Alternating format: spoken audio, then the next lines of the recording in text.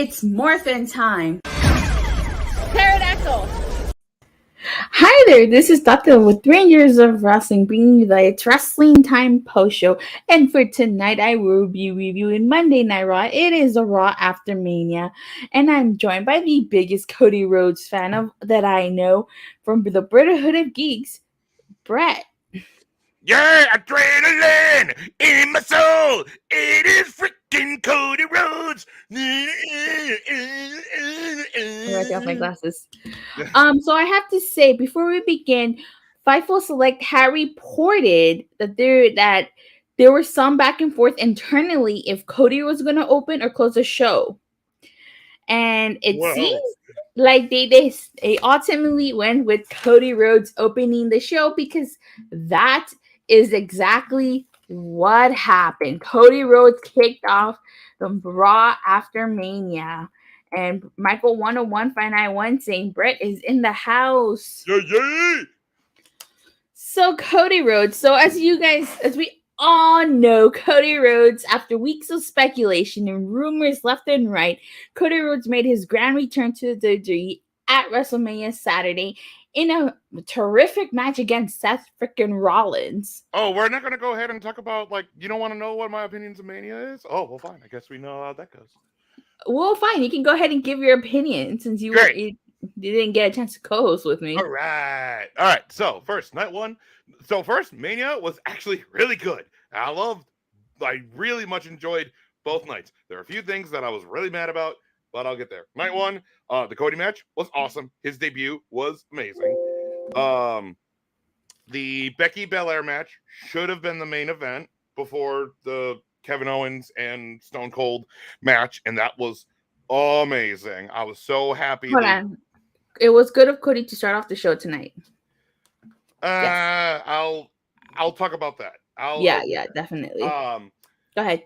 Let's see. You had the two TV matches. What was it? Corbin and Drew and something else. I can't remember. But the Usos versus Nakamura and yeah, that match was actually good, but I feel bad for. Really?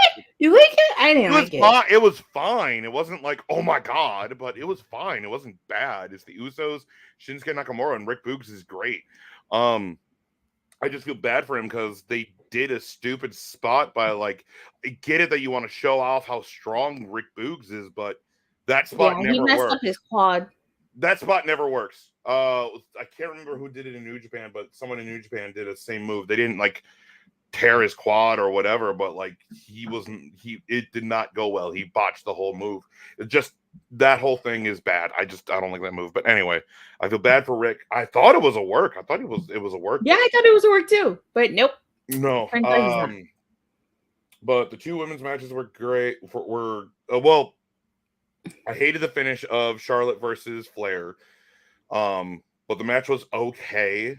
But definitely Bianca and Becky should have went, and that should have been the main event. No, but Brett, the Royal Rumble winner, always headlines WrestleMania. I know, but even Becky was saying this in an interview with Ariel Helwani, where and she was doing this in shoots. She didn't say oh, because I'm big time Bex. No, she's our characters.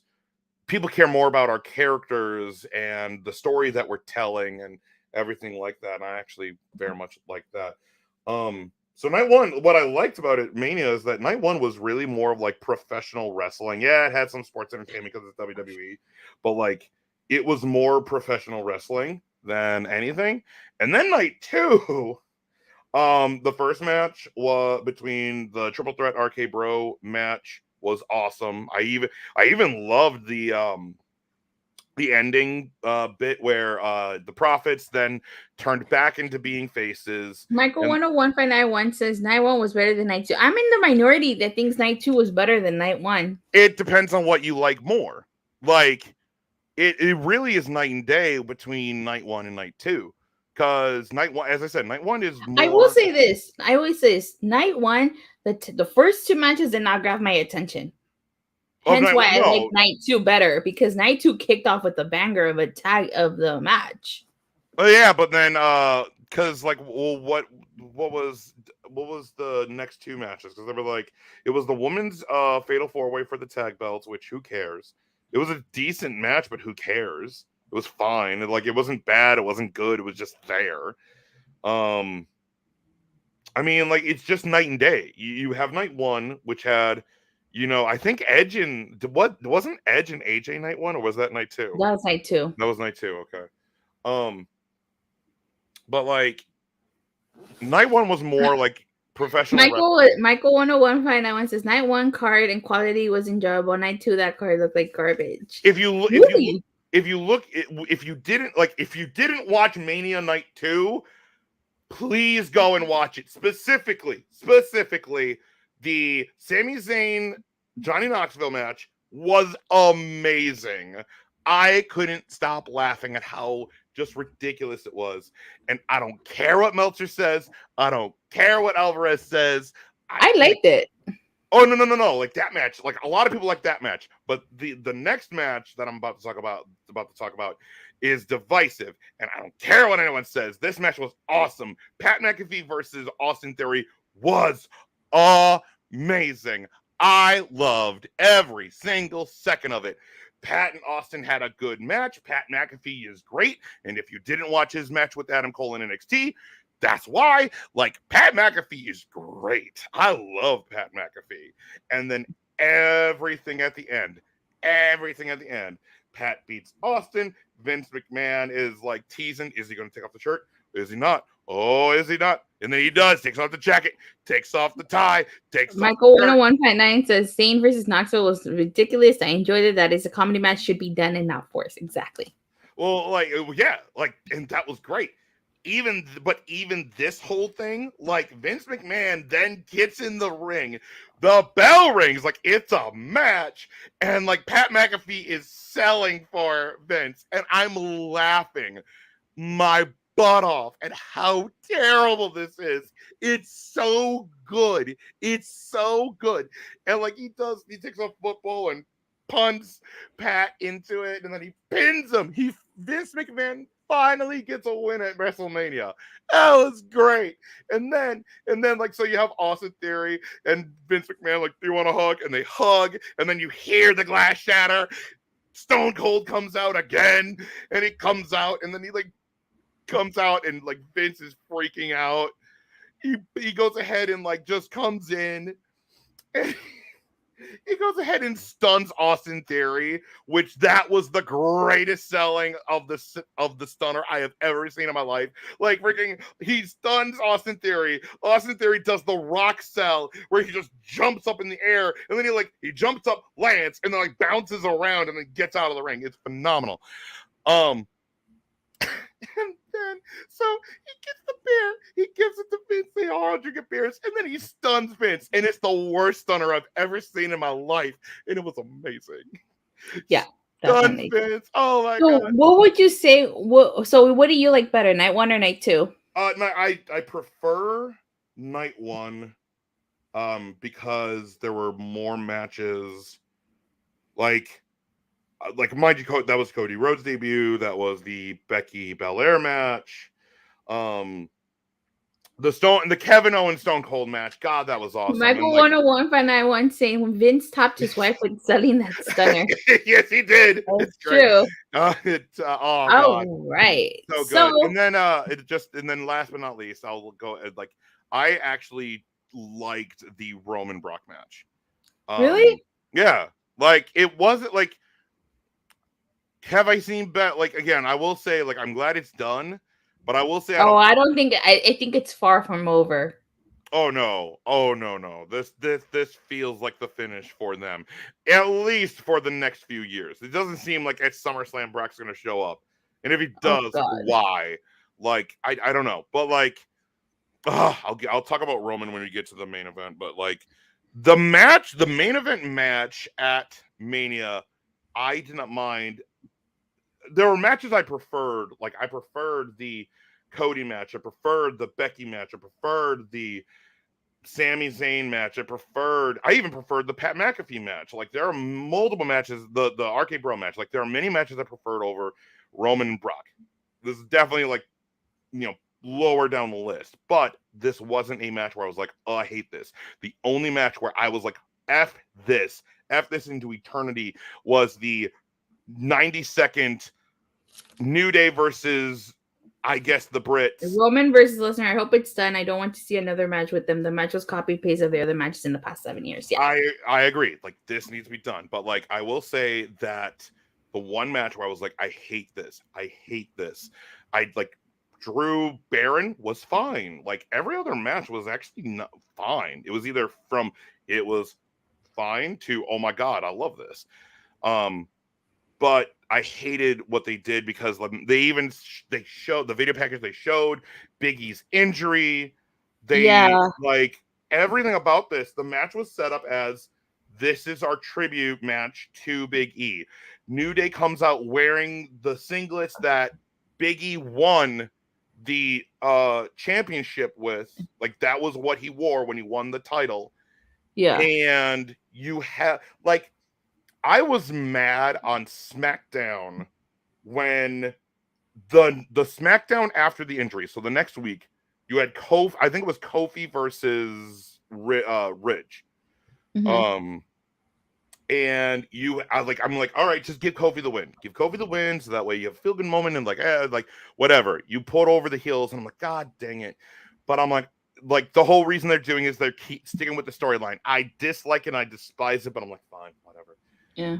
They're gonna get to a Mania match. Like, this is where you're like, who cares? Like, just do it. Like, you have feel good. I don't understand where this goes. That was the one thing at Mania where I was like, I effing hate this. God dang it. Apparently, the WWE has some kind of vendetta against Big E or the New Day or whatever. Like, anyway, all right. That's my opinions on Mania. Mania was great. And then there were other shows and that were awesome. Supercard of Honor was awesome. I do want to watch Multiverse of Matches from Impact sometime. But Ring of Honor was amazing. Oh my god, that Supercard of Honor was so good. Especially the Briscoes versus FTR match. But anyway, let's talk about Raw. Let's talk about Monday Night Raw, kicking off with the Cody Rhodes. Talking about how it's been 47 days since he was a free agent. And that news broke, and he said everyone thinks the decision to return was difficult, but it really wasn't. He says he signed a multi-year agreement. Mm-hmm. The crowd started chanting, "You deserve it!" Like, the crowd was behind Cody. Oh, I read somewhere that he's gonna be a baby face. Oh, and he should be. He really should be. Yeah, So he said that if there was a glimmer of doubt, hold on, before I continue, Michael 101591 wants to says, what is your opinion on Pete Dunne's new name, Butch? Do you want me to rant about Butch? How about you just not yet? Let's not rant about Butch yet. Let's try to get with this review. You can rant about Butch later. So he said if there was any glimmer of doubt, the moment he came out through WrestleMania, that doubt was eradicated. He said that a man often meets his destiny at the path he took to avoid it. And he shows a picture of Dusty, and he starts doing it. Kind of reminded me of that one promo he did on Dynamite where he got all emotional. Do you recall that promo? Oh, yes, I do. I know exactly. I think you're talking about it's either because there are specific promos he has done. He gets emotional with, and that's because he's an emotional guy. Was it the one that he did before he fought Anthony Ogogo? Or am I confusing it with another one? Because this reminded me a lot of there were two of them. There were two of them. This reminded me of the promo he did on Dynamo. He got so emotional, and I was just like, okay. Well, yeah. So like that was like he got look. The thing is with Cody is that there's many reasons why I love Cody Rhodes. I've always loved Cody Rhodes. Even when I was a kid, I loved him in Legacy and everything. I loved Cody Rhodes. A kid? You're older than me. What the hell are you talking about? Yeah, like when I got into WWE in like 0506. Oh, okay, that makes sense. Like that's when I was getting into wrestling. So like I was seeing like around there. So I was seeing the end of The Rock. I was seeing the end of Stone Cold. Like everyone else, I knew about the SmackDown 6. That's when that's what got me into wrestling. SmackDown was my show. Yeah.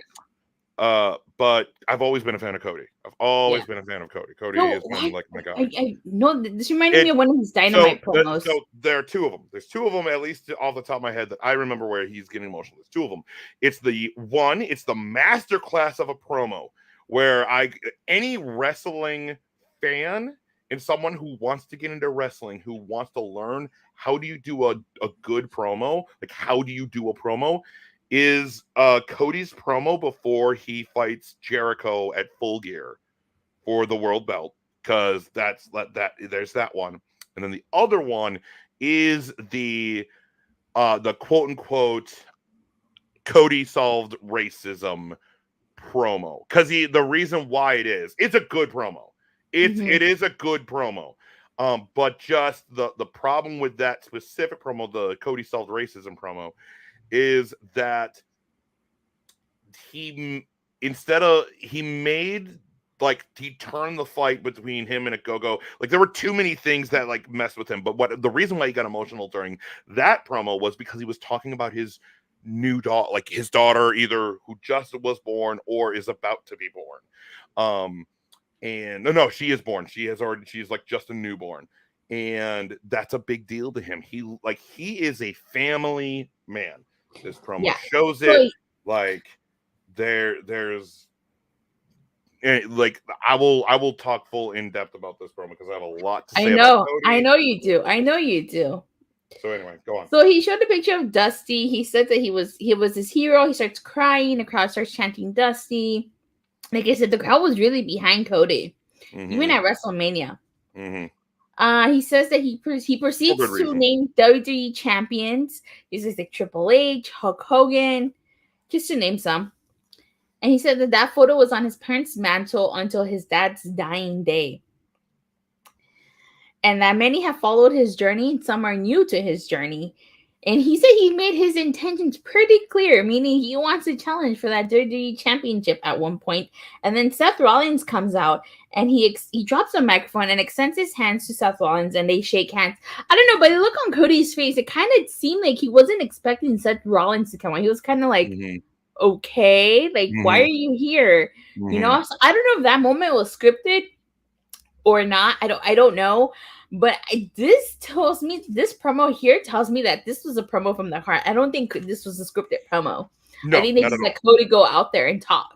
Yep. Which is a lot, honestly. Like, so I have spent a lot of time over this past weekend, ever since Saturday, like his debut, to kind of look, not only catch up on all of the wrestling, as I said, like I watched. Oh, I know. I still need to face more multiverse of matches. Well, yeah, like Friday I watched, Super Card of Honor first, then Rampage.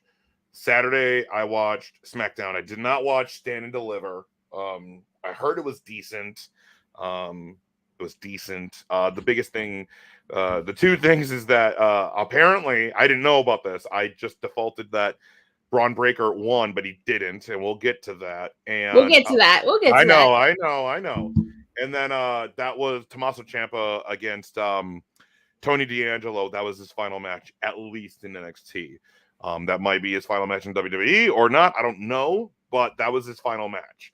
And it ends. He's about to go, into the back. And before he does, Triple H's theme hits. He comes out and embraces Tommaso because that's his guy. So I watched NXT. I missed NXT, but I did watch all of Mania. The pre-show was terrible because it was nothing. It meant nothing. And then I watched Mania Night 1, Mania Night 2, and now Raw. That's why I'm here.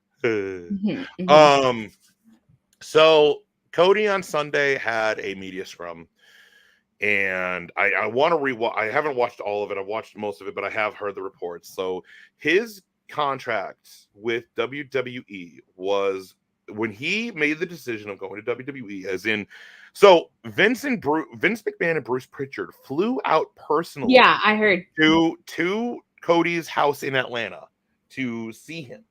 And 95% of the talk wasn't about, it wasn't about shop. They didn't talk shop. It was 95% of the talk was about Liberty, Cody's new daughter, Cody's daughter. And they talked about a bunch of other stuff, and then of course Vince McMahon pitched it, and the contract that Cody has is the most complex contract in our game, he says, like in wrestling, which to me it seems like again, Vince McMahon bended forwards and backwards to get Cody, and it makes sense, and it's smart. And like, look, I am an AEW mark, but what some of the things that I saw on the internet that frustrated me, and I'm talking about like, on Twitter or on Facebook or whatever, if you're part of the internet wrestling community, the IWC. I am, unfortunately. Me too. There's good and bad to it, but one of the things that just it really makes me mad and it upsets me is that there were some people. I saw they were throwing their Cody Rhodes stuff away because they thought he, turned their back. I am like, I will let you know, like Pro Wrestling Tees said that, like, hey, we are not going to be making any more Cody stuff, and that's because of contract stuff. Like, that's because he's in WWE, it's contract. Blah, blah, blah. I'm about to spend a good chunk of money to buy a bunch of Cody stuff. Oh, you better hurry up before I'm aware. Don't worry. I know.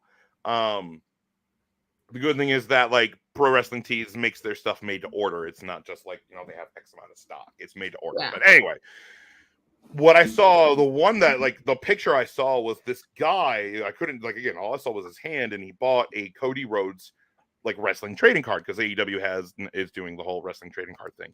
And he took a lighter and he's burning it. And then in the whole thing, he's like, "Oh, you betrayed me. You left." Like the whole, literally, it sounds like when MJF said to CM Punk, "You left us." It's similar. Like, you are a traitor. You have gone back on your word.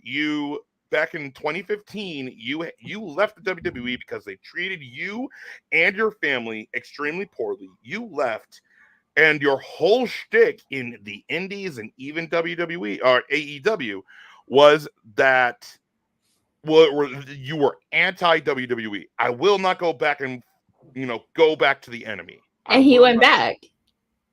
Hold on. I have a lot to say about this. So I'm sorry for eating up your time. I'm going to spend a lot of time on this. Cody, fans who are mad, who feel that and feel the way you want to feel. I'm not going to go ahead and be like, "Oh, no. If you feel like he's Cody Rhodes a traitor, fine. I disagree with you vehemently, but fine. You have your feelings. Be that way. Just don't throw them at me." I don't think he's a traitor. No. I mean, at the end of the day, you have to do what's best for you. No, he's not. The same fans that are mad at Cody Rhodes leaving AEW to go to WWE are the same fans that were mad when Kevin Owens and Sami Zayn stayed with WWE. And good for them. Look, the two of them literally had two of the best matches at Mania. Kevin Owens got to go ahead and main event Mania and sell to his favorite wrestler. And pretty much he got to be I am Stone Cold Steve Austin's final match. I am his retirement match. If Kevin Owens has to sell and lose to everyone for the rest of his time in WWE, but because of that, he got to fight Stone Cold in Stone Cold's final match, worth it. And Sami Zayn's match with Johnny Knoxville, one, the match was great, and two, that was one of the very few matches that was being built for a long time. Like, that had a story. I was actually looking forward to that match. Me too, honestly. So, like, these wrestlers are doing what they think is best for them. I felt very confused when Cody, and you and I have talked about this at nauseum about what our opinion of like Cody leaving AEW. At first, I felt a bit, you're going back to they're not going to let you, but like, I'm not upset about Cody leaving. All I've wanted is for Cody to be happy doing what he does. And Cody felt like it is time for him to leave. He did everything he needed to do in AEW. And he's like, I now have made the table for all these other guys to get paid well. We have made the table. He's proud. Like, he has no bad feelings to the Bucks, to Kenny Omega, to Tony Khan. Like, he's rooting for them. He is actively rooting for them. The reason, like he says in the media scrum, the reason why he left is personal. And the only two people are going to know about why Cody Rhodes, why the Cody and Brandy left AEW, it's Cody and Tony. That's it. I don't think we are going to know for a very long time on why Cody chose to go to WWE and not stay in AEW. But seeing like Cody coming out at Mania Night 1, Seth comes out with this great entrance, and then lights go dark, and he's waiting and waiting and waiting and waiting, and then lights go dark, and then you hear, and then the pyro goes off around the ring, up the ramp, around the sign, and then you hear wrestling has more than one royal family. Dun, dun, dun, like that whole, and like it's this is AEW Cody Rhodes. This is the American Nightmare. This is the guy. They didn't change him. They didn't give him a generic theme. They didn't do anything. They didn't change him like somebody else who debuted on Raw. Well, we'll talk about that. Oh boy, that's actually really great. But this promo was amazing. This promo, I actually teared up. I actually very teared you up. did? I did. Oh, yeah. I didn't get it. I very much did. Like, because the Dusty Rhodes was, for me personally, the reason why like it teared up, like, one, I understand that relationship that he has, but also Dusty Rhodes is so important to tons of wrestlers, but very specifically, like, and the NXT wrestlers, Sami Zayn, Kevin Owens, Finn Balor, Sasha Banks, Becky Lynch, Bailey. No, I get it. I get Cody Rhodes' intentions on why he wants to come back. He wants to win that WWE championship. Mm-hmm. I get it. Mm-hmm. The question here is WWE going to let him? Is he going to topple Roman? Is he going to be the one to dethrone Roman Reigns? That is the ultimate question. Can we trust WWE with Cody Rhodes? There does need to be a time. There does need to be a time where Roman loses. Roman, because even if they're trying to protect Roman, the way they can do it, and Michael actually brought this up, the way you take the belt off Roman is put him in a multi-man match. That way Roman doesn't eat the pin. Mm-hmm. No, I disagree. No, Roman needs to be beaten. Roman needs to lose one-on-one to someone. No, I disagree. Because Roman's big enough to eat that. You need this. The question is WWE going to want that though? Can we trust WWE with Cody Rhodes? They should. Like, I'm really happy Cody Rhodes went over Seth Rollins. He needed to go over. Oh yeah, if Cody didn't win, if Seth went over at Mania, I would be having a very different talk. I would be having a very different opinion right now. I would not be saying what I'm saying right now. Also, with this promo, this is like Cody. This is Cody Rhodes. This is not Dashing Cody. This isn't Stardust. This isn't like any of the versions of Cody. This is the American Nightmare, AEW indie Cody Rhodes. Like he said, World Wrestling Entertainment, superstar wrestler. Like he's using words that are never said on TV, and he's saying them. So like Cody, like this promo, the whole gist of this promo was him going, and I love it. I very much loved like the first words he said is like, so what do you guys want to talk about? Like that's a Cody thing, because Cody, like that was what he said. Like when he came out and did, I think it was a media scrum for All In or whatever. Like it's like that's kind of a thing, and he knows. Like I love Cody Rhodes. I love everything that he does. I was very much one of the guys in AEW that was actively getting upset about the crowd booing him in AEW. And the thing is that like this, I don't see Cody getting booed. I really don't. And even then, like Cody has learned, like he said in the media scrum, like someone asked him, like, you said in the past that when you turn 40, you'll be done with wrestling. That's your cutoff point. And he goes, yes, I did.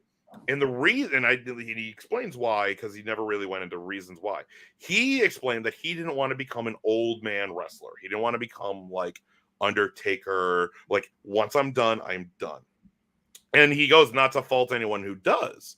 But he wants to go ahead and be able to still like pick up Liberty and his daughter and that kind of stuff. Like he wants to grow old and have a good way of life near the end of it, near the end. So, but he learned, over his past 6 years, which is in the Indies and AEW, that living in absolutes may not have been the best thing. And we have seen that, like him going, I will not turn heel. I will not do this. Even though the crowd is going, and now mind you, I'm using the crowd as like more like amalgamous, but like the crowd were turning on Cody because of the Ogogo match. And again, that entire feud got messed up because Ogogo was supposed to go over Cody. That was the plan, but Ogogo got injured, so they had to have Cody go over. And that pretty much screwed him. And that's no one's fault. The only fault is that Cody, again, you have a lot of freedom in AEW, but as we have seen, if you don't know how to promo, or you cut a bad promo, the crowd is going to turn on you, or the crowd won't get behind you. Like, again, I love Hybrid 2. I love Andy Helico and Jack Evans, but where are they?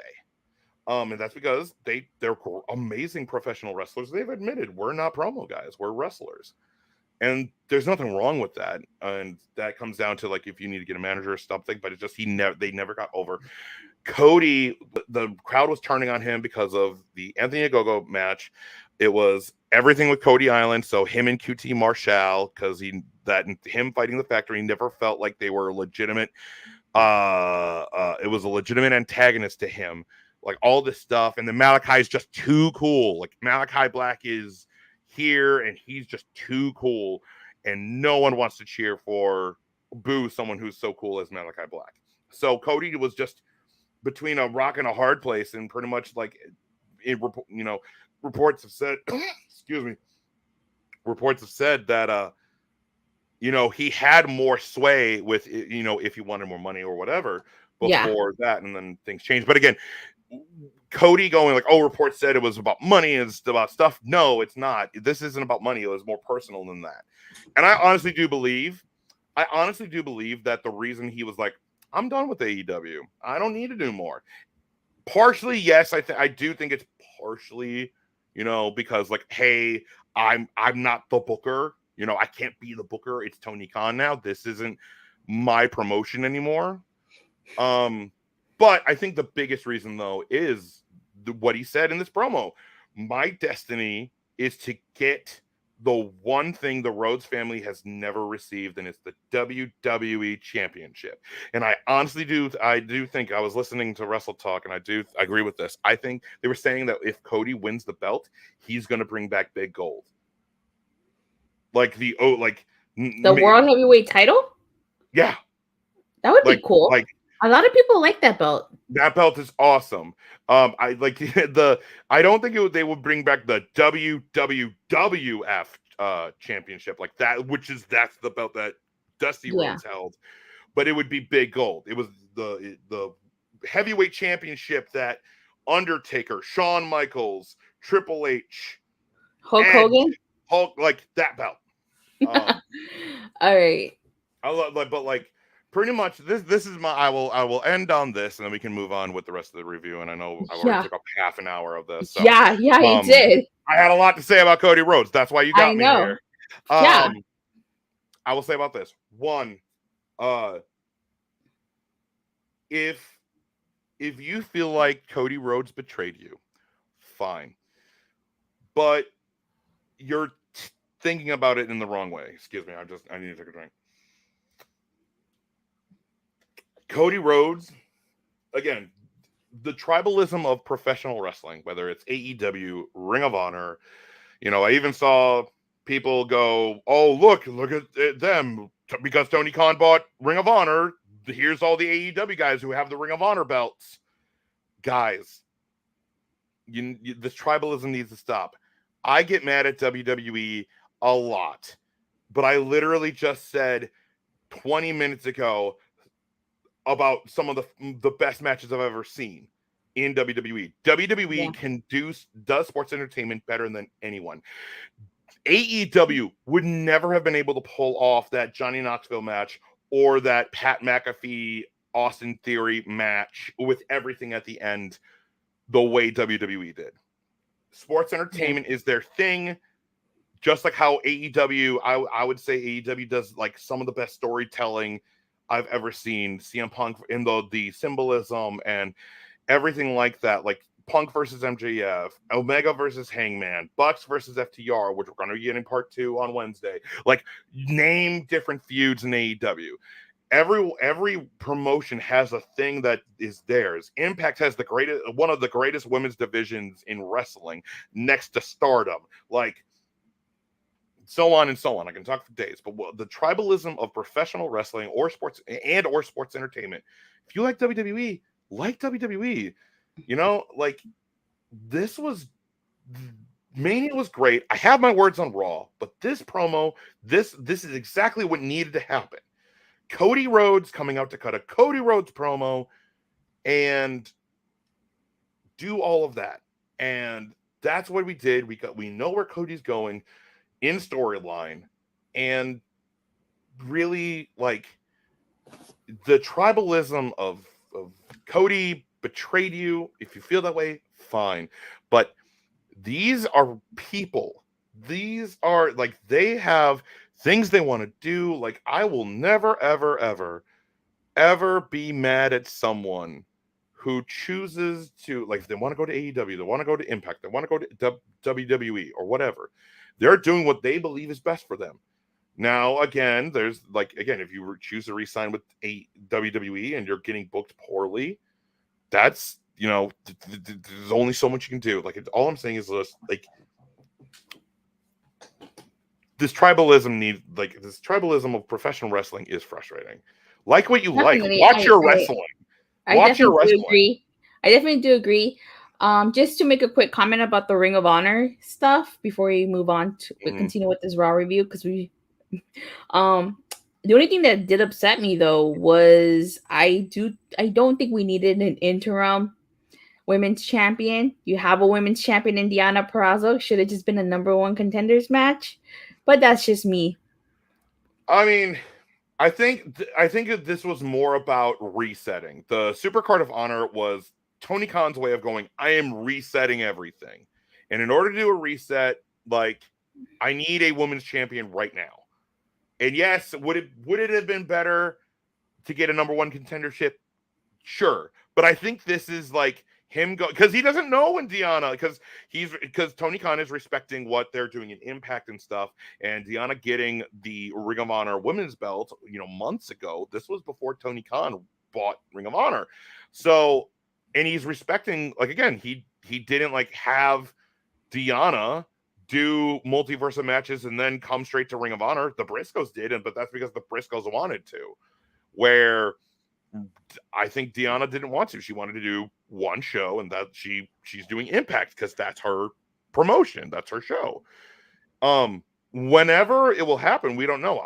Like, the whole reason I believe is that why Mercedes Martinez is the women's champion, or the interim women's Ring of Honor women's champion, is just Tony Khan's going hard reset.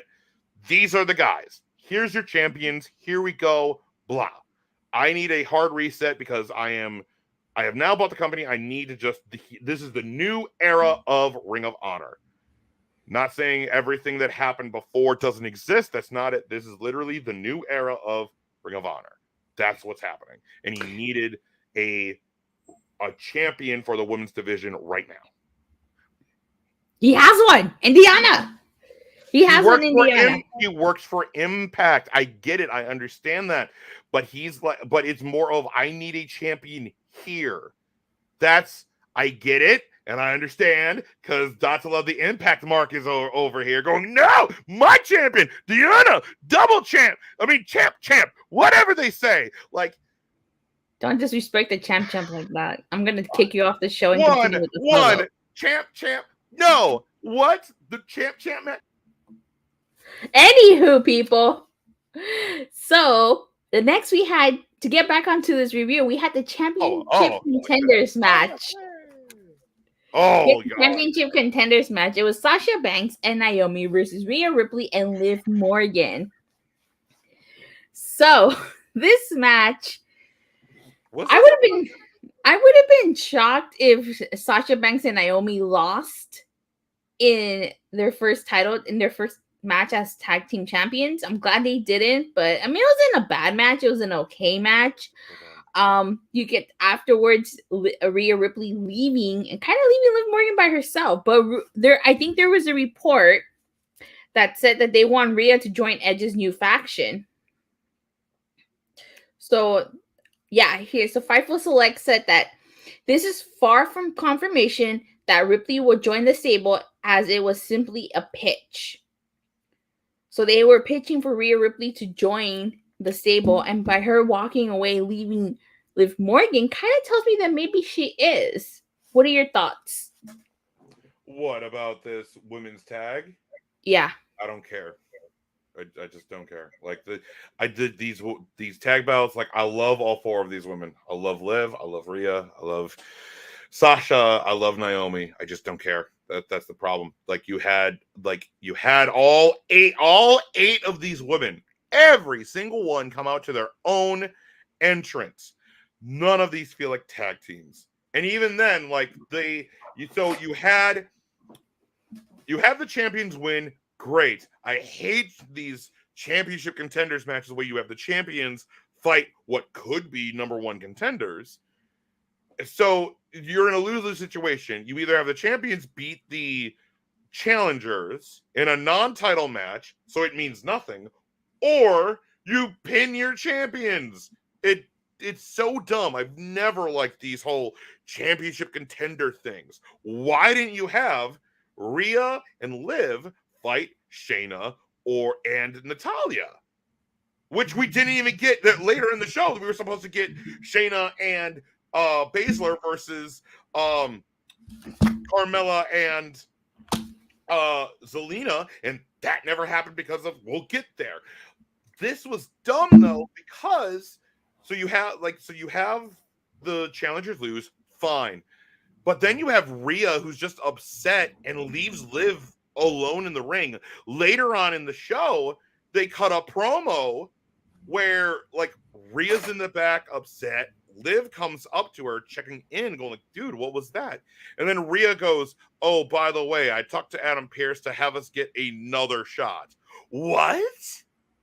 The whole thing is that you were upset at Liv, and then you come back and go, well, we're going to go ahead and fight for the belts again. I was upset at you, but now I'm not. What?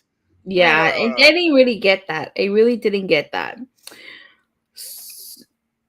So afterwards, we had a Kevin Owens segment. Mind you, I thought this was a pretty hilarious segment. Oh, this is my favorite. This is so good. He said that he thought he might have made a mistake and unveiled his plan to get Stone Cold, the greatest superstar ever. You think he's talking about Stone Cold, but he's talking about himself. Oh, it's so good. It's so good. And he said that he had a pretty bad back injury and that he should have just gone home. And that he sacrificed himself for all of us. And then as he's cutting his promo, music starts playing. I don't recognize it. Okay. And then it says Ezekiel. Which I thought it was Ezekiel Jackson. I thought, for God's sakes, it was Ezekiel Jackson, but it's not. Are you serious? Yes, I thought it was Ezekiel Jackson. But then, as you were saying, so he cuts his promo, and then out comes this guy. I was like, and then you hear Corey Graves saying, oh, he looks familiar, but he's not. You haven't seen him before. And I was like, that guy looks familiar. I was like, that's not Elias, is it? Yes, it is. I was like, and I got closer, and I was like, what did they do to Elias? Oh, it's so good. It's so and good. Then he says that he's Elias' younger brother, Ezekiel. He's Ezekiel. And he basically says where the hell Kevin's basically telling him where the hell he's been, and that he. I used to like you. You and I were together. We had one of the best heat moments ever in professional wrestling, in sports entertainment. Seattle. I liked you, and now I hate you. Who are you? You are not Elias's little brother. Screw you. You are Elias. And the crowd is chanting, "You are Elias."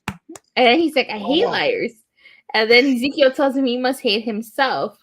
And then he was like, Enrique, Eric, I don't care what your name is. Enrique, I don't care who you are. Get the hell out of here before I kick He your says head. you have 30 seconds to get out of this ring. And then Kevin Owens is one ends up leaving the ring. I thought this was a hilarious segment. I'm not gonna lie. I was disappointed that look what they did to Elias, but this promo was really, really funny for me. God, I don't like. For me, I'm Elias's best time was when him and Kevin Owens were a team. That was the best time for Elias. This was great. I love this. I'll be back. Just take over, okay? Just keep talking about the Kevin Owens segment. Sure, yeah, sure. I'll keep talking. So this was great. I loved everything about this match. It's just, or this segment, not match. I don't know what I was saying. Just Kevin Owens. Kevin Owens is the best. This is what I mean by when I said, like, Kevin Owens re-signing with WWE. Like, this is great. Like, this was what I needed to be. And him, like, Kevin Owens can just go ahead and talk and be awesome. And, like, look, with Elias shaving his beard off, having his hair kind of, like, permed or whatever, like coughed or whatever they did to it. Like, I love it that in kayfabe, I'm Elias's younger brother Ezekiel. Like, what? Everyone knows. And I love it that Kevin Owens isn't falling for it. Kevin Owens is like, no, you're Elias. Screw you. You are Elias. Like, you look like him. You sound like him. You are built like him. You're Elias. I love that. That was so good. That was just everything that I needed that to be. But yeah, no, that was really good. Datila went ahead and left for reasons unknown. So this is my show now. Does that mean I get to run this now? Okay, so who wants to talk about AEW right now? We can totally talk about AEW. Because, I mean, you know, or if you want to talk about Mania, we can talk about Mania. We can talk about Ring of Honor. We can go ahead and talk about that Super Card of Honor. That was really good, too. That was really good, yeah. All right, I'm back. Oh, what? I wasn't talking about Ring of Honor or AEW. What? So, all right. So next we had the Dominick Mysterio versus The Miz, which was a total squash match. A complete squash match. But hey, guess what happened after? Veer, the greatest debut in all of wrestling. All time. Veer. Greatest debut in all of wrestling. Oh boy. And man, the crowd was super hype, but not because of actual excitement, but because of memery. That's why. He blocked, and he came out after months. Poor guy was lost for months. Did you know that Veer Mahan was coming? He's coming. He was coming really hard. Yeah, so I heard. Really hard. So I took him a long time, but he finally came. So I heard. I wasn't digging the squash match. Honestly, I was not digging it. Who got pinned? Was it Dom or Ray? It was Dom. Of course it's Dom. God, Jesus. I think I've complained about this before, but I'll complain about it again. There are two sons of professional wrestlers in wrestling. Both of them work for different promotions. One is named Hook. One is named Dominick Mysterio. One is terrifying. The other looks like a jobber. I'll let you figure out which one is who. God, like you could have pinned Ray. It doesn't matter if Ray lost. But God, making the young we're trying to build up young stars. No, you're not. They look like idiots. Whatever. Veer Mahan is the star here. Veer Mahan is bigger than Stone Cold Steve Austin. He should have debuted at Mania. I don't mean that. I'm being sarcastic. So then we get Bianca Belair segment. She's basically talking about how she wants to thank all the fans. And did you see her eye?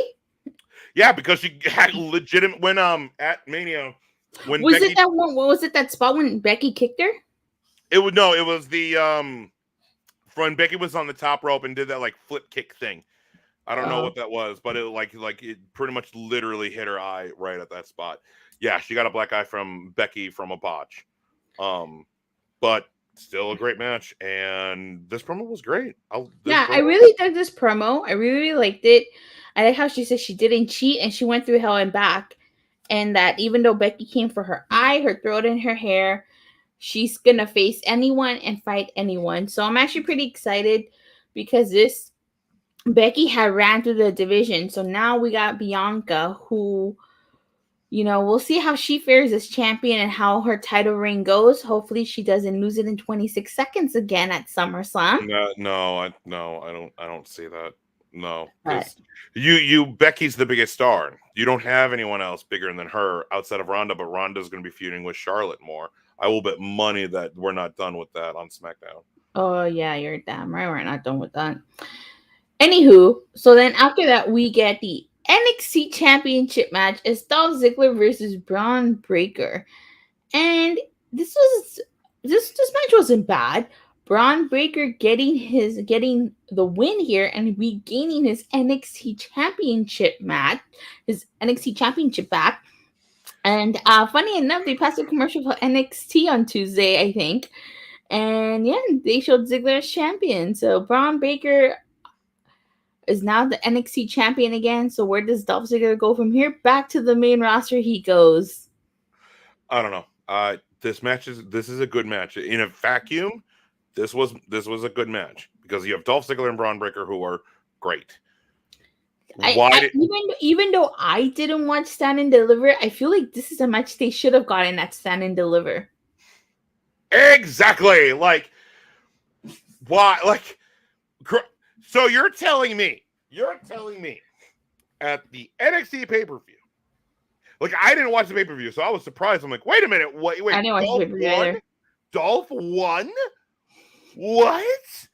Like, so you're telling me that at the NXT pay-per-view where you're fighting for the NXT belt, the entire reason that you had Dolph win at the NXT pay-per-view is so that way you can have the same exact match on Raw?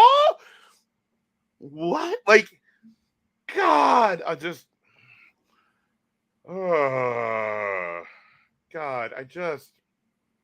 is a good match. As I said, if you look at this in a vacuum, great. Awesome. Braun Breaker's good. Dolph Ziggler's great. But if you look at everything around it, if you look at, like, Dolph beat Braun at the NXT show, it literally proves how much you're like, you could have done any other. I would have rather have seen LA Knight fight, Tony D'Angelo or someone. Take any two guys from NXT and have them do, but like, or have Braun beat Bobby Roode. Like, you do the same match only so that way you can crown him at Raw, not on the NXT show. I don't like that. I don't like that at all. That was so dumb. It literally then makes you go, well, then why did I go and watch Stand and Deliver? What's the entire reason? This is your main event and you don't stand and deliver on, oh God.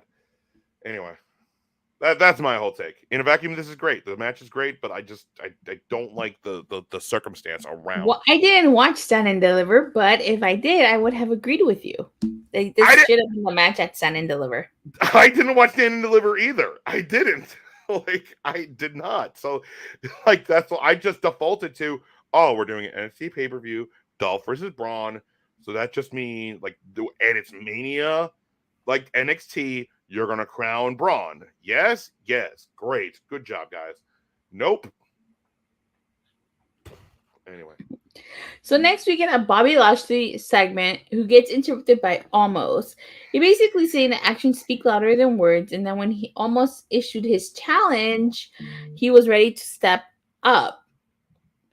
So he said he got excited because he wanted to see how strong he was. Then almost interrupts Lashley, and MVP betraying Bobby Lashley, shoving him in front of Omos. So, and then MVP encouraged Omos to basically beat up Bobby Lashley. And I will say this, Omos needs a mouthpiece. He certainly needs a mouthpiece. That's not a bad thing. He needs a mouthpiece. Like, you could barely understand him. He could barely talk. Like, he needs a mouthpiece. But thoughts on MVP turning on Lashley and aligning himself with Omos? But can he wrestle, though? That's the thing. Can he wrestle? No, he No, cannot. he's the great Khali 2.0. Oh, God. I hate all this. I hate it. Like, hey, do you like the Hurt Business? Screw you. Like, oh, God, dang it. Yes, you are correct. Omos does need a mouthpiece, not MVP. Am I not saying... If not MVP, who? Who would be his mouthpiece? I don't care. The Omos project has failed. Like, AJ couldn't get him over.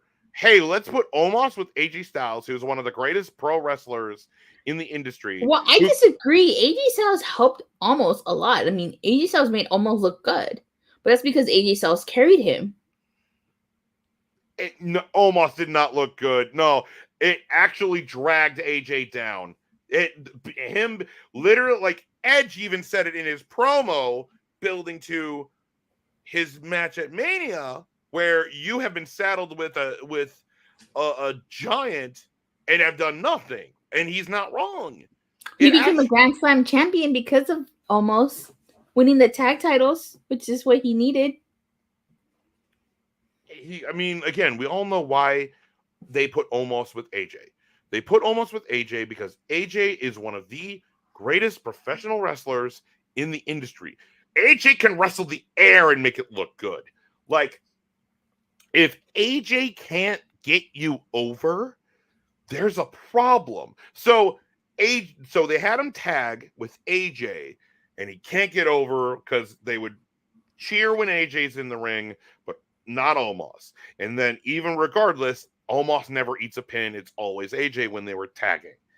And then they broke up, and then Omos beats AJ, so that way he gets the rub. And then Omos goes ahead and fights Bobby Lashley. And we're gonna get this feud because I guess F me, but I have seen everything. You've done it. You did it.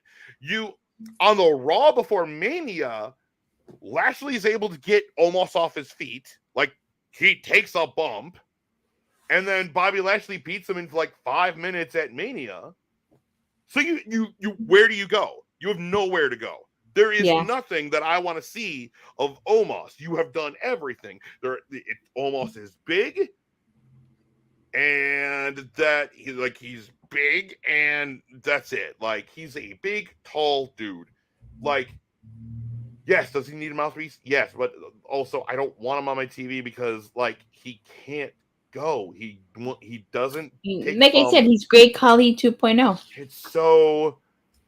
And like, again, I'm this is all about the character. Like, I bet Omos is a kind man and cool dude, but God, I don't care.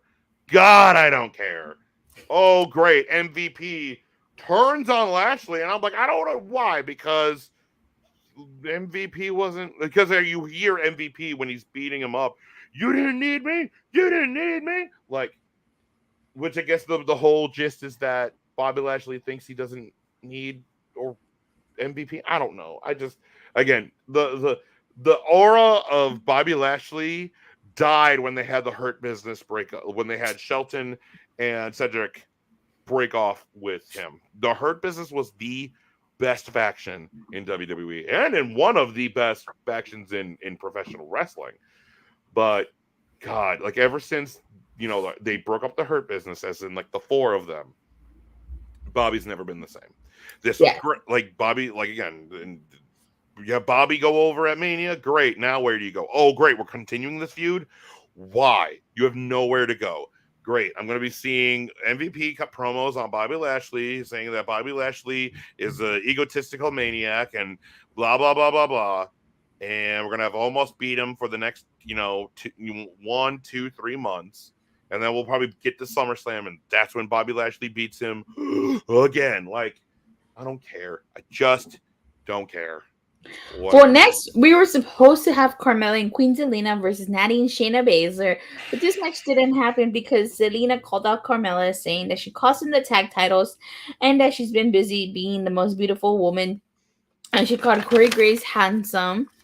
And we all saw this coming. They planted the seeds for them to split up. There goes another tag team that got split up. And then they split up Rhea and Liv. What women's tag team is left besides Shayna and Nattie? I hate it.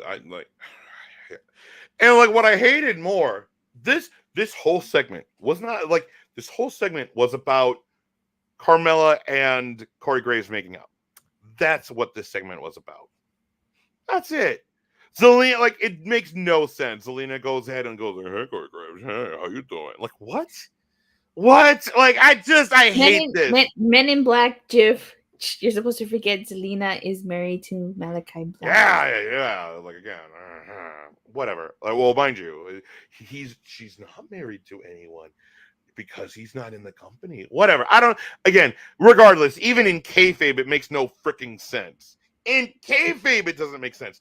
Literally, the whole reason why Carmella for the past month or two has been just goo goo gaga with Corey is because of their stupid YouTube series that they are promoting of Corey and Carmella. And the entire YouTube series is about them screwing.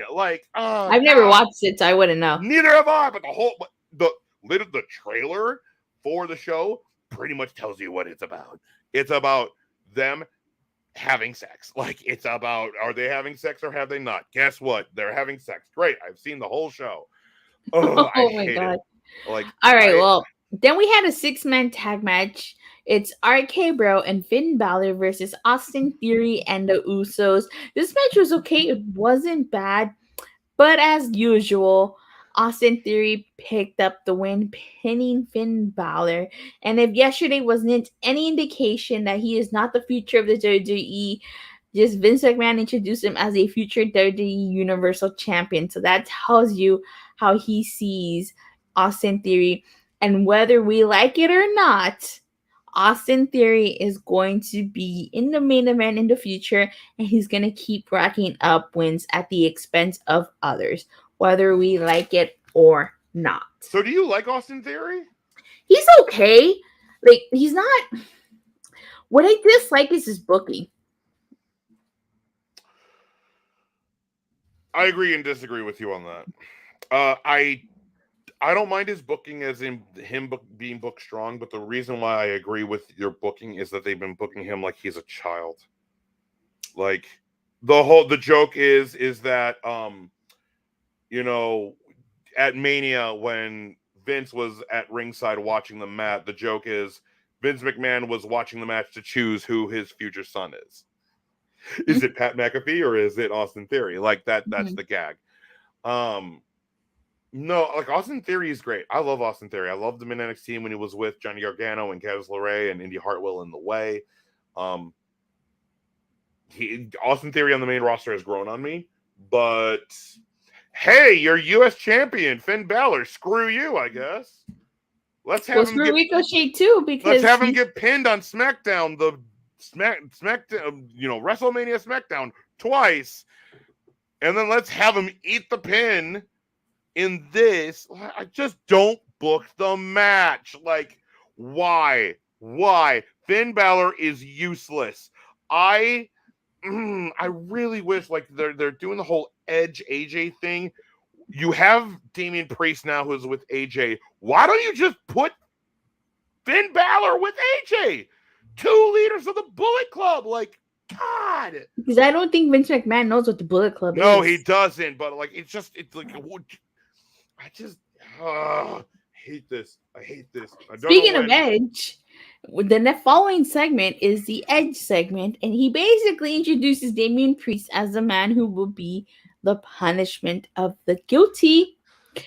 And he says that it goes without saying how much, or Priest says that it goes without saying how much Edge has meant to him, and that when he said he felt lost, and that when Edge was speaking to Styles, he said it was almost like he was speaking to him, and that he said that Edge said that their message, it was loud and clear, and that Pitbull's lack intellect, and that Styles needs to think about his family, that he's a father, his children, and then AJ Styles comes out, goes after Damian Priest, and then AJ sends Edge crashing into the post. He grabs a chair. Priest attacks AJ Styles, and then management comes up and breaks them up.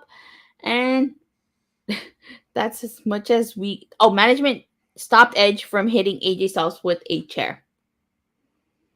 Okay, so up until Mania, I haven't been a fan of Edge's heel turn.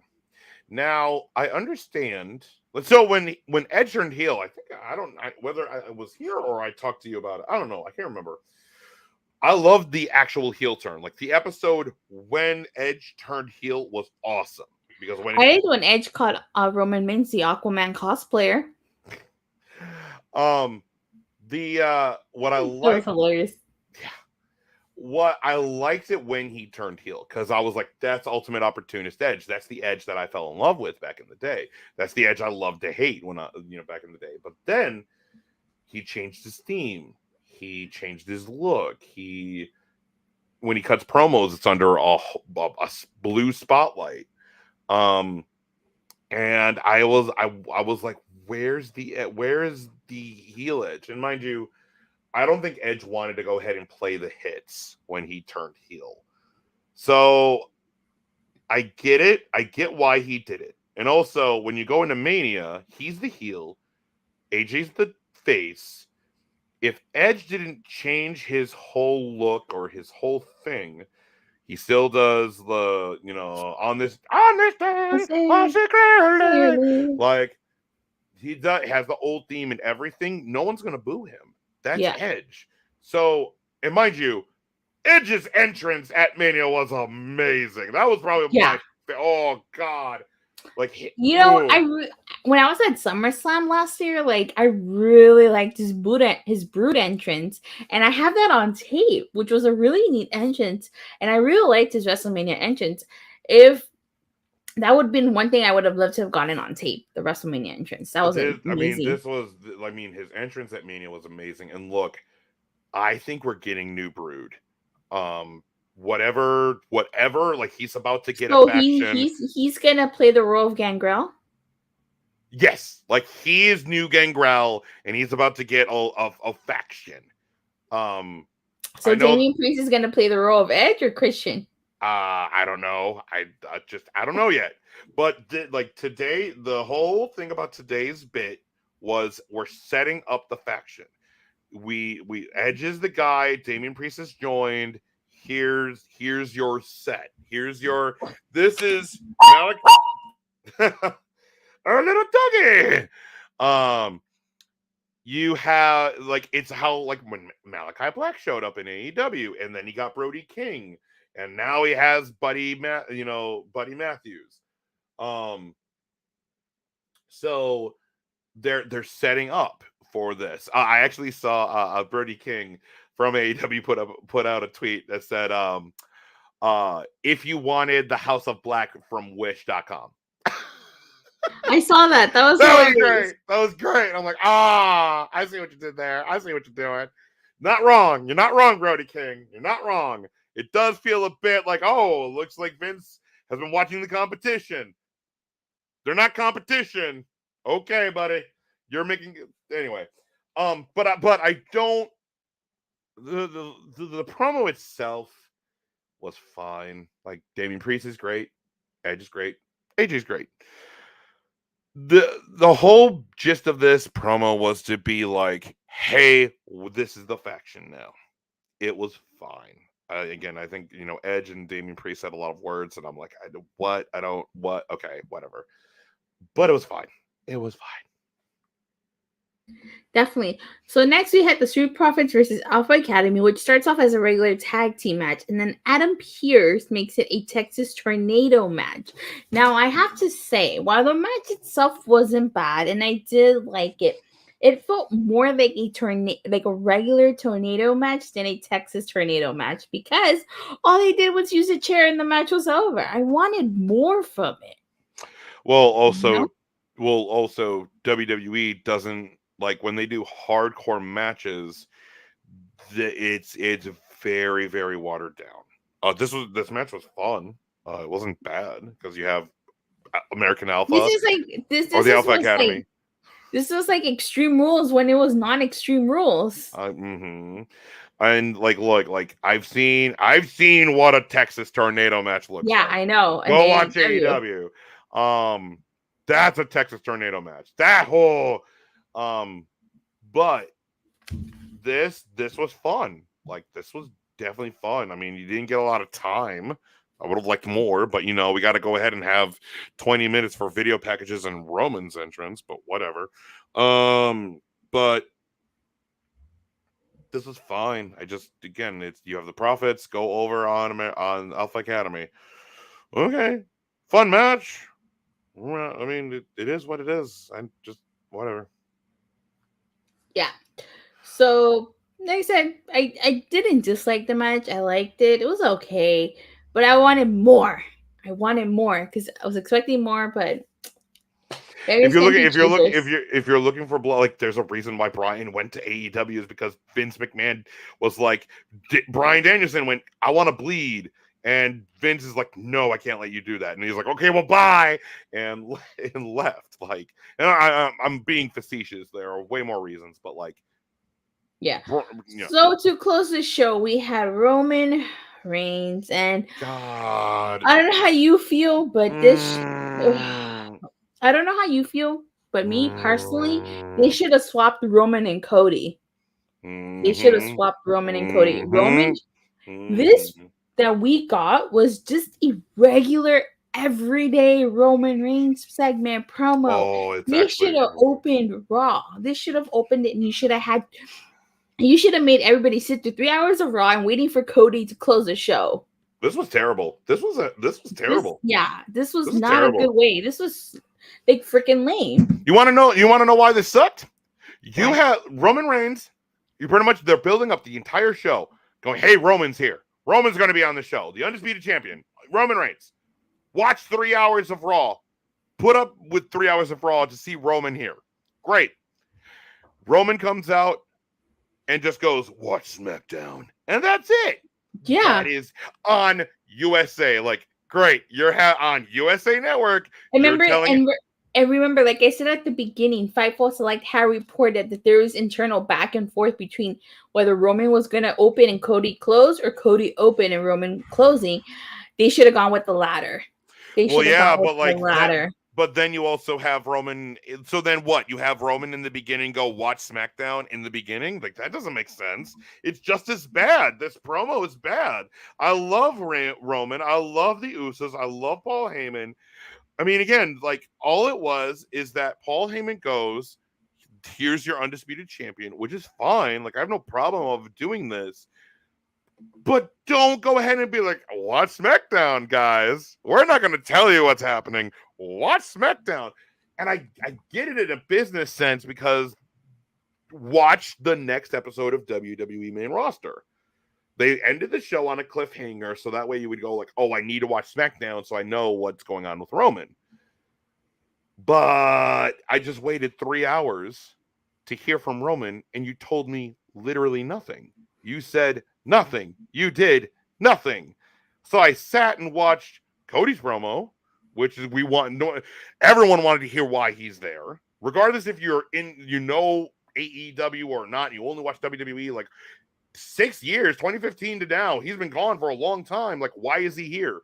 And then you watch kind of everything else. Like, God, I hate this. I love Roman. Roman's so good. Roman's great. I am a Roman mark. I love Roman Reigns. God, just you could have done something else. You could have done him in the opening. That would have been fine. But the whole thing of this is like, watch SmackDown. God dang it. Yeah. I dislike this a lot. Well, and that's pretty much how Raw ends with Roman. Yup. So, what would you rate tonight's go home show? What are we rating it out of? Out of 10. Out of 10. Okay, so out of 10 scale, not of my good old 5 scale. Okay, out of 10. Let's see. Because the Cody thing was amazing. The Ezekiel stuff was awesome. God, like I would probably say,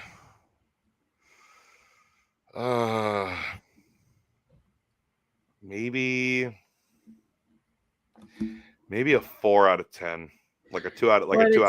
That like for me, I'm trying to kind of do it in my brain because I'm so used to a 5 scale. So I'm like, yeah. So I'll probably say a 4 or 5. Like it's between average to it was okay. It was okay. The only reason why I'm thinking it was an average show is because that Cody promo was awesome. Like that was amazing.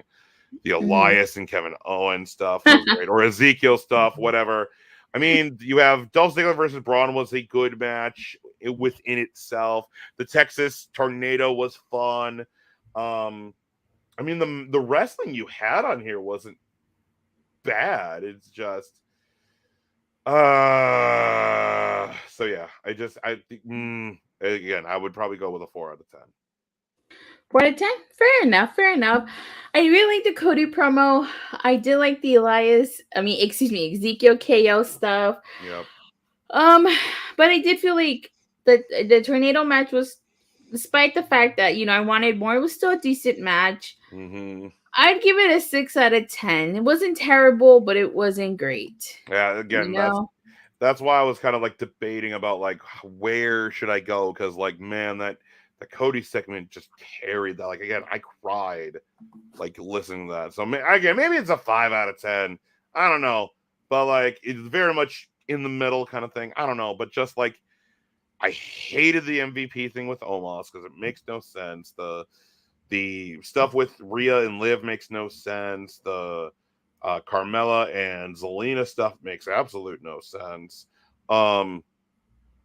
It's frustrating that Roman came out just to say, hey, watch SmackDown. That's going to make USA really happy. Go watch Fox. Yeah. Like, come on now. Like, yeah. Yeah, definitely. Well, as we get ready to sign off, do you have anything you want to plug or promote or say? Yes, I do. All right. So, if you like video games and nerd culture, but specifically video games, Michael 101591 says big mistake of MVP turning on Lashley. I mean, yeah. Again, I don't care about Omos, and just the Omos project has failed. It has failed twice now. It has failed twice. Like they did, let's put him with AJ so we can have the best wrestler, like have him get the rub off of AJ. That didn't work. Let's have Omos do a bunch of squash matches and win, making him look strong. And we'll build to Bobby Lashley because now you have a legitimate opponent. That didn't work because I think I think more people cared or cheered in the Drew Corbin match. The Rhea will be turning on Liv next week. Raw was a 1 out of 10. This one didn't feel like a Raw after WrestleMania. Okay. All right. So here's the thing. I think I said this earlier, and I'm going to say this again.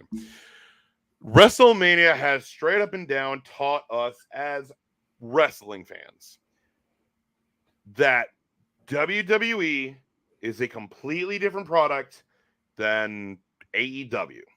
Like AEW has more in common with Impact than anything. Okay. Yeah.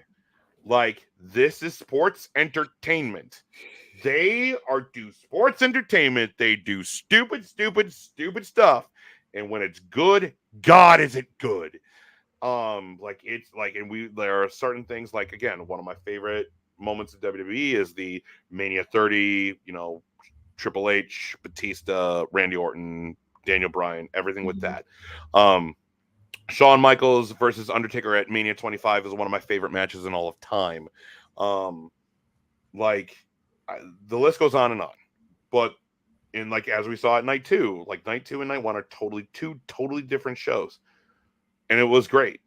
This is definitely top 5 Manias. Definitely within top 5, if not top 10. Yeah. Yeah. This Mania was great. I would recommend I would tell everyone to watch this Mania.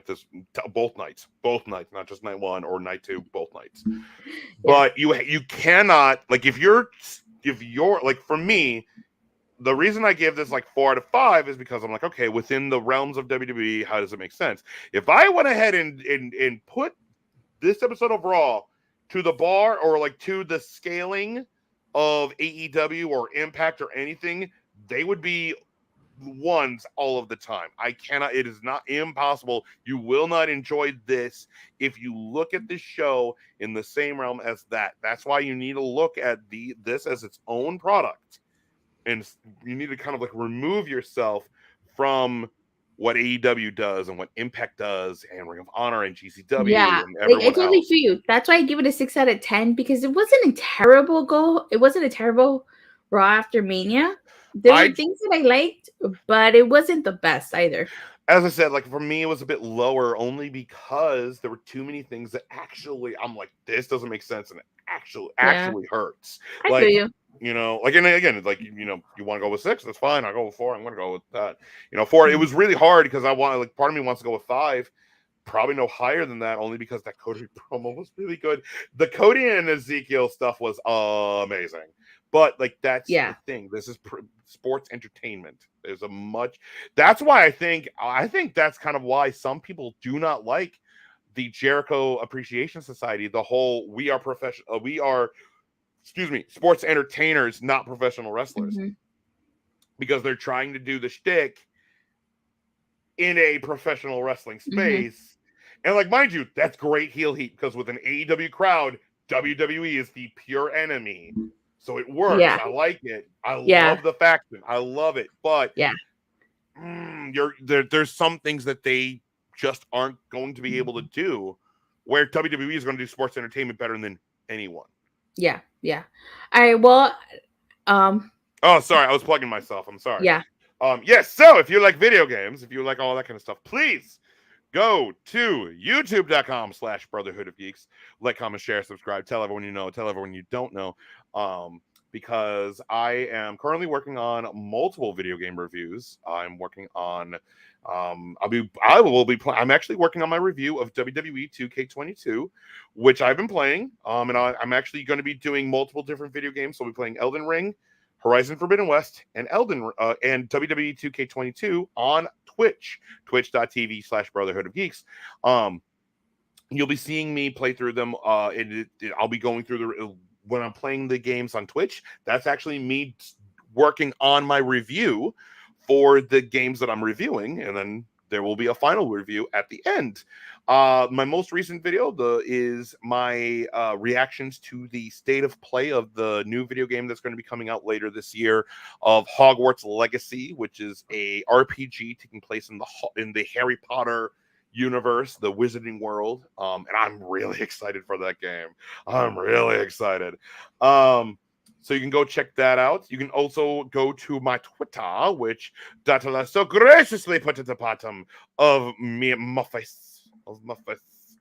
I'm voguing right now. But it's at DualShockedBOG. That's on Twitter. DualShockedBOG. That's the name of our PlayStation podcast, DualShockedBOG. And then I'm also on Instagram. I need to go ahead and put up a bunch of stuff.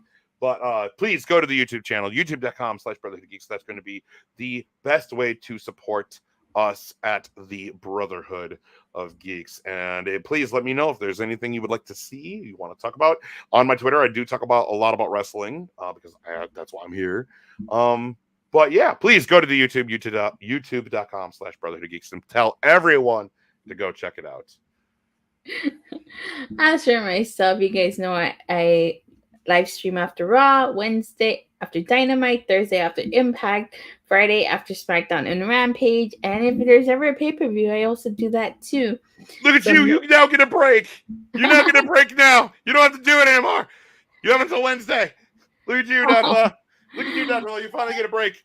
You didn't get a break. Thank you guys all so much for watching and for your continued support. Please don't forget to like and subscribe. Make sure you hit that bell so you get notified whenever I go live or release a new video. And I'll see you guys on Wednesday after Adrenaline in the soul.